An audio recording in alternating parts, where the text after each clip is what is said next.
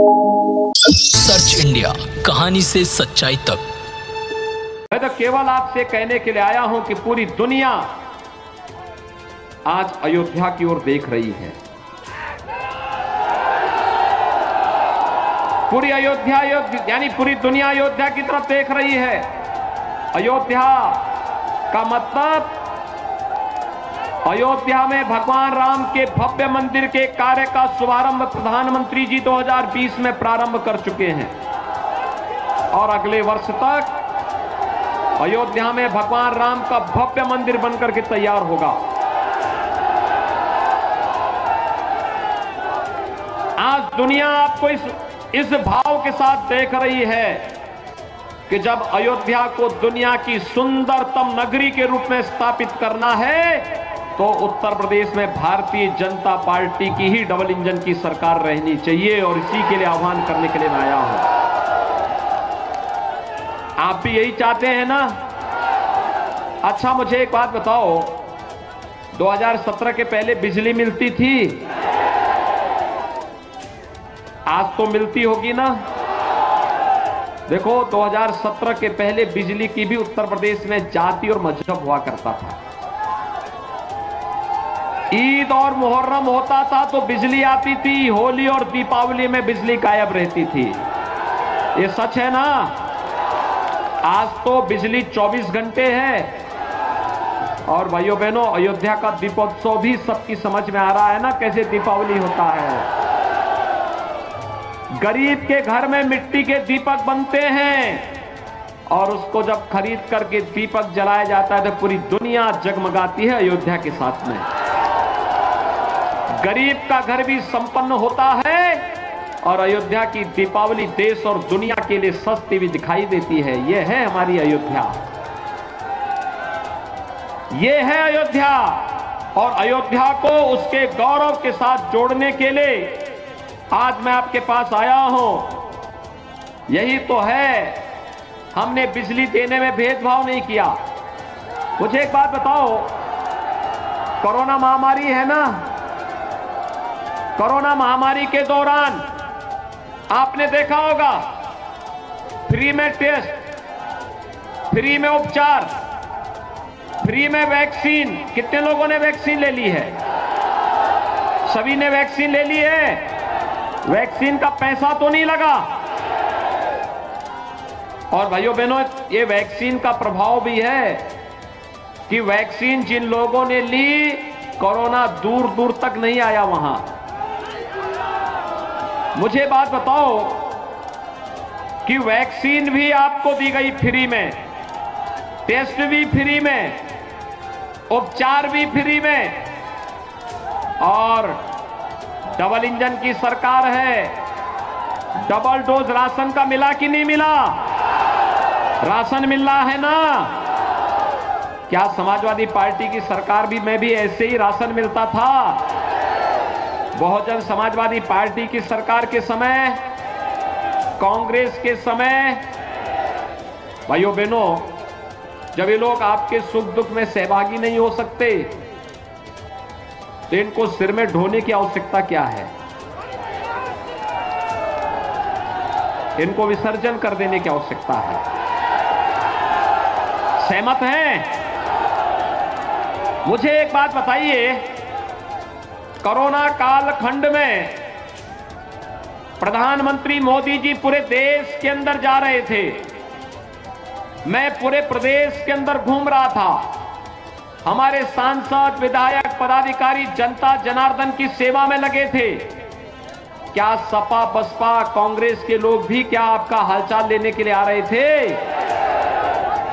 किसी का आता पता था?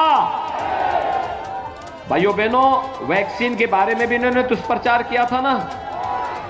कहा था ना कि ये मोदी वैक्सीन है, कहा था ना ये बीजेपी वैक्सीन है। मैं आपसे जानना चाहता हूं, अगर मोदी वैक्सीन और बीजेपी वैक्सीन से हमारी जान बचती है तो हमें इस वैक्सीन को लेकर के इसी का साथ भी देना चाहिए। सभी लोग सहमत हैं? भाइयों बहनों, 5 साल में याद करिए, 5 साल में हमारी सरकार ने, डबल इंजन की सरकार ने 43,50,000 गरीबों का मकान बनाया है पूरे प्रदेश में। 43,50,000 और अकेले अयोध्या जनपद में लगभग 48,000 गरीबों का मकान बना है। हमने मकान देने में कोई भेदभाव किया क्या? हर गरीब को मिला है ना। और जब विकास की योजनाओं में भेदभाव नहीं, बिजली में भेदभाव नहीं, बिजली के कनेक्शन में भेदभाव नहीं, शौचालय के निर्माण में भेदभाव नहीं, और लाखों किसानों का कर्ज माफ भी हुआ और आज प्रधानमंत्री किसान सम्मान निधि का लाभ भी प्राप्त कर रहा है। कोई भेदभाव हुआ है क्या? क्या ये सब योजनाएं सपा की सरकार के समय मिलती थी क्या? समाजवादी पार्टी ने सत्ता में आने के बाद पहला निर्णय क्या किया था मालूम है? जिन आतंकवादियों ने हमारे आराध्य भगवान राम के मंदिर पर हमला किया था, उन आतंकवादियों के मुकदमों को समाजवादी पार्टी ने वापस लेने का शर्मनाक काम किया था। सपा समाजवादी पार्टी का हाथ आतंकवादियों के साथ, उनकी संवेदना आतंकवादियों के प्रति है। उनकी संवेदना गांव के लिए नहीं, गरीब के लिए नहीं, किसानों के लिए नहीं, नौजवानों के लिए नहीं, महिलाओं के लिए नहीं है। आज आप देख रहे होंगे समाजवादी पार्टी ने एक कंप्लेंट की है चुनाव आयोग से, और कंप्लेंट क्या की है? उन्होंने कंप्लेंट की है कि सरकार युवाओं को टैबलेट और स्मार्टफोन जो दे रही है नहीं देना चाहिए। हमने तय किया है, अभी तो 1 करोड़ नौजवानों को टैबलेट और स्मार्टफोन दे रहे हैं। 10 मार्च के बाद आने दीजिए, सरकार 2 करोड़ नौजवानों को टैबलेट और स्मार्टफोन देंगे। 2 करोड़। और स्मार्टफोन और टैबलेट का खर्चा, यानी जो लोग उसका उपयोग करेंगे ऑनलाइन एजुकेशन के लिए, ऑनलाइन कंपटीशन के लिए, ऑनलाइन एग्जामिनेशन के लिए, उस खर्चे को ले उस प्रकार का खर्चा भी मां बाप के ऊपर नहीं आने देंगे। यह खर्चा भी सरकार उठाएगी। भाइयों बहनों, समाजवादी पार्टी को इसी पे आपत्ति है। वह नहीं चाहती है कि प्रदेश का विकास हो। हमारी सरकार के समय तो सब नर करहि परस्पर प्रीति, चलई स्वधर्म निरत श्रुत नीति। राम राज्य की स्थापना के लिए भारतीय जनता पार्टी की डबल इंजन की सरकार काम कर रही है। लेकिन भाइयों बहनों, समाजवादी पार्टी की सरकार जब थी तब उसकी संवेदना आतंकवादियों के प्रति थी। पेशेवर माफिया और अराजकता पैदा करने वाले तत्वों के प्रति थी। तब वह दंगाइयों का सहयोग कर रही थी। कौन सा ऐसा कस्बा, कौन सा ऐसा जिला था जिसमें दंगे नहीं होते थे? इस समाजवादी पार्टी की पहचान दंगों से थी, अपराधियों से थी, माफियाओं से थी, अराजक तत्वों से थी। और भारतीय जनता पार्टी की पहचान राम राज्य की स्थापना के लिए गरीब कल्याणकारी योजनाओं से है, विकास की बड़ी बड़ी परियोजनाओं से है। और भारतीय जनता पार्टी की पहचान अयोध्या में भगवान राम के भव्य मंदिर निर्माण को लेकर के है। एक हाथ में विकास की छड़ी और दूसरे हाथ में बुलडोजर का स्टीयरिंग, दोनों एक साथ चलते हैं। और इसी में समाजवादी पार्टी को परेशानी है, विपक्ष को तो इसी बात की परेशानी है। और इसलिए भाइयों बहनों, मैं आज आया हूं यहां पर बाबा गोरखनाथ के पक्ष में, समर्थन में आपसे अपील करने के लिए।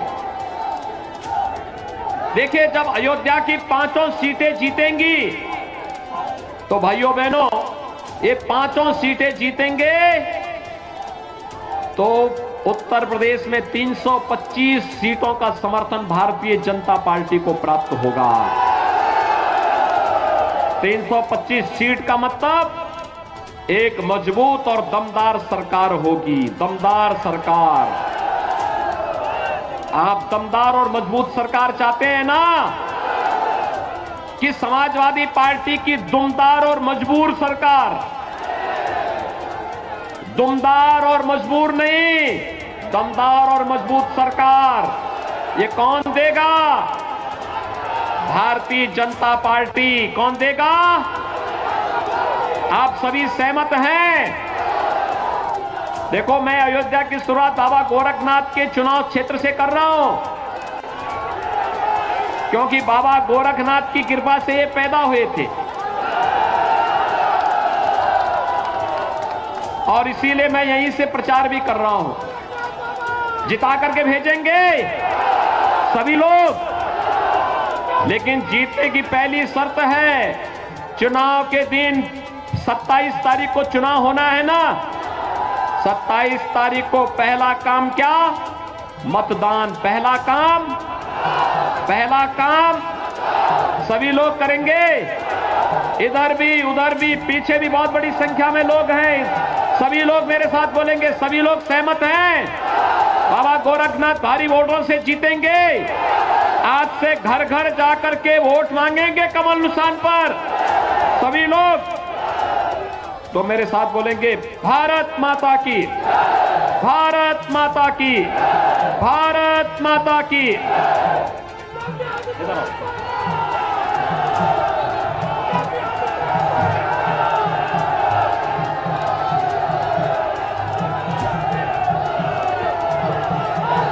आप सबकी तरफ से